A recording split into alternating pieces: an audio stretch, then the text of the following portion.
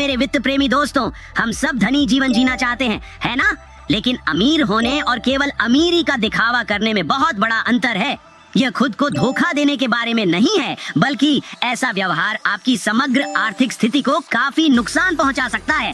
तो आज मैंने इस विषय पर कुछ वीडियो चुने हैं जो हर किसी को देखना चाहिए। चलिए शुरू करते हैं। अमीर बनने का दिखावा बंद करो। असल बात यह है, वह बनने की कोशिश मत करो जो तुम नहीं हो। तुम्हारे पास बहुत पैसा नहीं है, गरीब व्यक्ति की तरह व्यवहार करो। क्यों? ये आसान है। तुम एक गरीब व्यक्ति हो, तुम 60 या 90 या 160 सालाना कमाते हो। तुम्हारे पास कुछ नहीं है, कुछ भी नहीं, कोई पैसा नहीं, हर तरफ से भुगतान का बोझ है और आप बेफिक्र होकर इतराते फिर रहे हैं जैसे आप बहुत खास हो। टेक्सास में इसे कहते हैं दिखावा बहुत, असल में कुछ नहीं। इसे बंद करो। अब समय आ गया है कि इन बुनियादी बातों को साफ साफ समझाया जाए और उससे सख्ती से बात की जाए।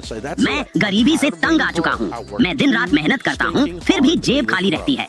मैं पूरी तरह से सहमत हूँ। हम हैमस्टर्स कहते हैं, मुलायम फर, पतले गाल।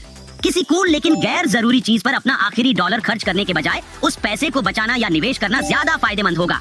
मुझे उम्मीद है कि आप में से कोई भी कभी ऐसी स्थिति का सामना नहीं करेगा दोस्तों, लेकिन इसके बारे में जागरूक होना महत्वपूर्ण है।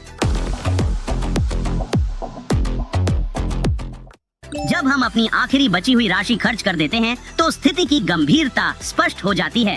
हालांकि ऐसे लोग भी हैं जो पहली नजर में धनवान प्रतीत होते हैं, लेकिन गहराई से देखने पर पता चलता है कि स्थिति वास्तव में उतनी अच्छी नहीं है जितनी दिखती है। यह एक ऐसा मामला है जहां विशेष रूप से सतर्क रहना आवश्यक है। आप पर $1,00,000 का कर्ज है, जिसमें 40,000 कार का है, 69,000 स्टूडेंट लोन है और आपके पास बैंक में $45,000 हैं। आपके पास एक कार है जिसे आप अफोर्ड नहीं कर सकते हैं। आपको अपनी कार बेचनी पड़ेगी। आपको 45,000 में से $10,000 लेकर एक $10,000 की कार खरीदनी चाहिए और फिर बाकी पैसे का उपयोग करके उस स्टूडेंट लोन को चुका देना चाहिए। और इसके बाद आपको छोटे छोटे कर्ज चुकाकर बड़ी रकम चुकाने की दिशा में बढ़ना होगा। सिर्फ दाल चावल और चावल दाल खाकर गुजारा करना होगा। सख्त बजट में जीना होगा, जहाँ तब तक आराम या मौज मस्ती की कोई जगह नहीं है जब तक आप अपना स्टूडेंट लोन पूरी तरह चुका नहीं देते, क्योंकि फेडरल प्राइवेट स्टूडेंट लोन माफी कार्यक्रम पूरी तरह से धोखा है।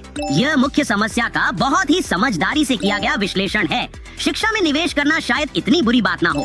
बस सुनिश्चित करें कि आप किसी भी लोन की शर्तों को अच्छे से समझें जो आप लेते हैं। और याद रखें दोस्तों, भले ही आप शैक्षणिक संस्थानों में पढ़ रहे हो, पर हमारे नए एपिसोड देखना ना भूलें। यहाँ हम भी मुफ्त में वित्त के बारे में और अधिक सीखते हैं। आप सभी को देखकर खुशी हुई। अगली बार मिलेंगे और याद रखें, हैमस्टर्स ताकतवर होते हैं। हम सब एक साथ हैं और एक दूसरे के लिए हैं।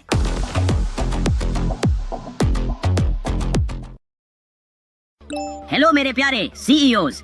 वित्तीय दुनिया में निवेश करने के तरीके और स्थानों के कई रास्ते होते हैं, है ना? खैर, इतनी जल्दी मत करो।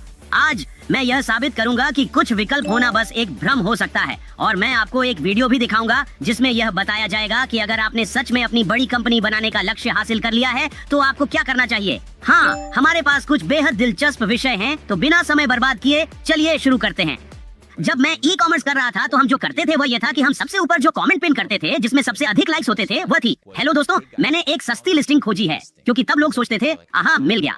उन्हें लगता था कि वे स्मार्ट हैं, इसलिए वे गूगल पर जाते थे, वे नाम टाइप करते थे और फिर आपके पास गूगल शॉपिंग होता था और उनके पास लिस्टिंग 1, 2, 3, 4, 5 होती थी। मैं सभी 5 स्टोर का मालिक था, 5 अलग अलग डोमेन के साथ, 5 अलग अलग ब्रांडिंग के साथ, 5 अलग अलग कीमतों के साथ, और लोग 5वें पर चले गए जो सबसे सस्ता था, जिसका मैं मालिक था। आहा, पकड़ लिया। चुनाव का भ्रम, चुनाव का भ्रम। तो आप दायां नियंत्रित करते हैं, आप बायां नियंत्रित करते हैं और आप पूरी कहानी को नियंत्रित करते हैं। यह सारी साजिश की बातें क्या हैं? अब मैं हर किसी पर शक करना शुरू कर दूंगा। अब मुझे ऐसा लगने लगा है कि जो नट्स और बीज मैं खरीदता हूँ वे शायद सभी एक ही खेत से आते हैं।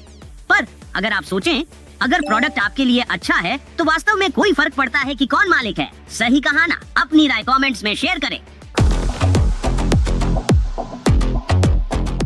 आगे बढ़ते हैं। क्या आपने मेरी तरह सोचा है कि अगर आप अपनी खुद की कंपनी बनाएं और कुछ मिलियन कमा लें तो सब कुछ बेहद आसान हो जाएगा? खैर, चलिए सुनते हैं किसी ऐसे व्यक्ति से जिसने ऐसा कर दिखाया है और इस विषय पर अपनी अंतर्दृष्टि साझा की है।